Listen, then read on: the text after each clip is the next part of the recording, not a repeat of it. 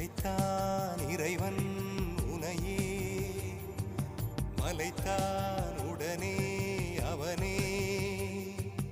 அழகை படைக்கும் திறமை முழுக்க உன்னுடன் சார்ந்தது, என் விழி சேர்ந்தது